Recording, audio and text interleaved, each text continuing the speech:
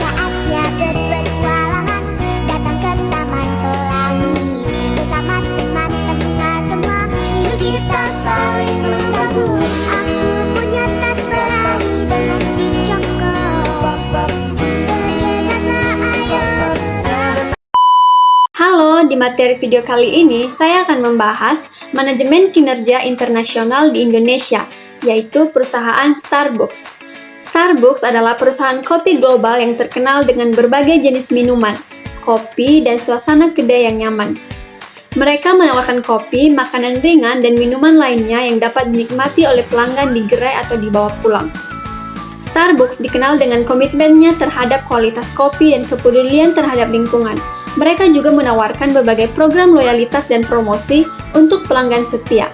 Dengan suasana yang nyaman dan pelayanan yang baik, Starbucks telah menjadi tempat favorit bagi banyak orang untuk bersantai dan menikmati secangkir kopi. Nah, langsung saja masuk ke pendahuluan. Manajemen kinerja internasional adalah proses pengelolaan dan penilaian kinerja karyawan yang bekerja di berbagai negara dengan mempertimbangkan faktor budaya, hukum, dan kebijakan lokal.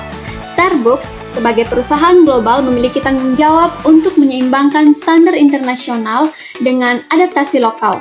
Indonesia sebagai negara dengan budaya kerja yang berbeda menuntut pendekatan yang disesuaikan. Latar belakang perusahaan Starbucks. Starbucks didirikan di Seattle, Amerika Serikat pada tahun 1971 dan kini menjadi salah satu perusahaan kedai kopi terbesar di dunia.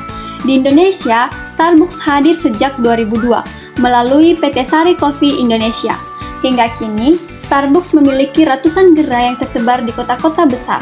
Starbucks tidak hanya menjual kopi, tetapi juga menjual pengalaman minuman kopi dengan suasana nyaman dan pelayanan hangat.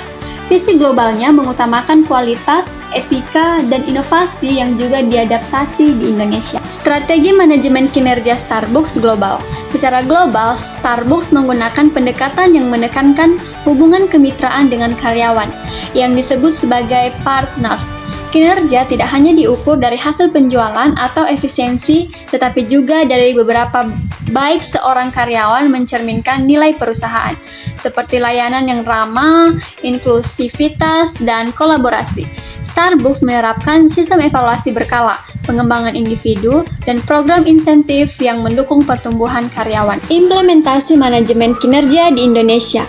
Di Indonesia, Starbucks mengadopsi sistem global dengan penyesuaian nilai lokal. Misalnya, layanan pelanggan di Indonesia lebih mengutamakan kesopanan dan keramahan, yang menjadi penilaian yang penting dalam evaluasi.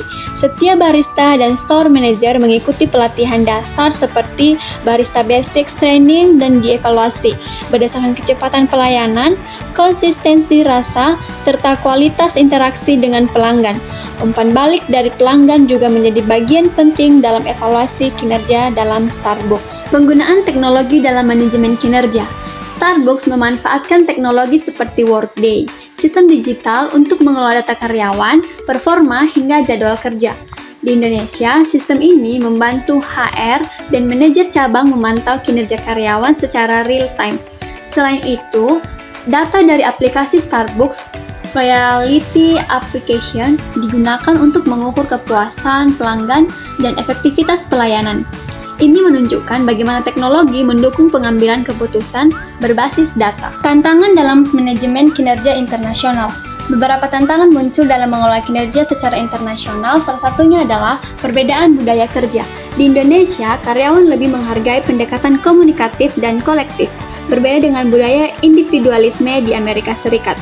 Selain itu, sistem kinerja global harus disesuaikan dengan peraturan ketenaga kerjaan lokal, termasuk jam kerja, sistem kontrak, dan hak pekerja.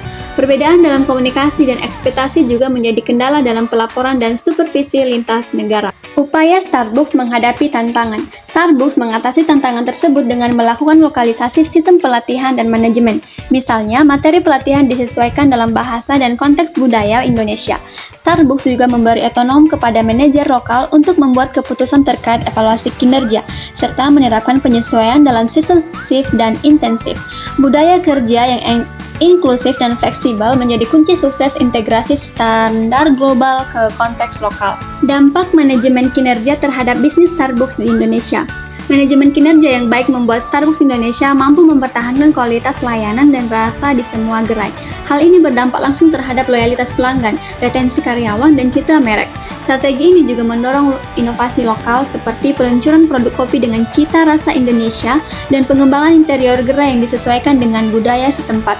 Karyawan juga merasa dihargai dan terlibat dalam pertumbuhan perusahaan. Kesimpulannya yaitu, Starbucks menunjukkan bahwa manajemen kinerja internasional bisa berhasil bila disertai dengan pemahaman budaya lokal dan sistem yang fleksibel. Adaptasi bukan hanya pada prosedur, tetapi juga pada nilai dan pendekatan manajerial. Perusahaan multinasional harus mampu mengintegrasikan standar internasional dengan realitas operasional di negara tempat mereka beroperasi. Dalam konteks Indonesia, Starbucks menjadi contoh bagaimana strategi global dapat diterapkan secara efektif tanpa kehilangan sentuhan lokal.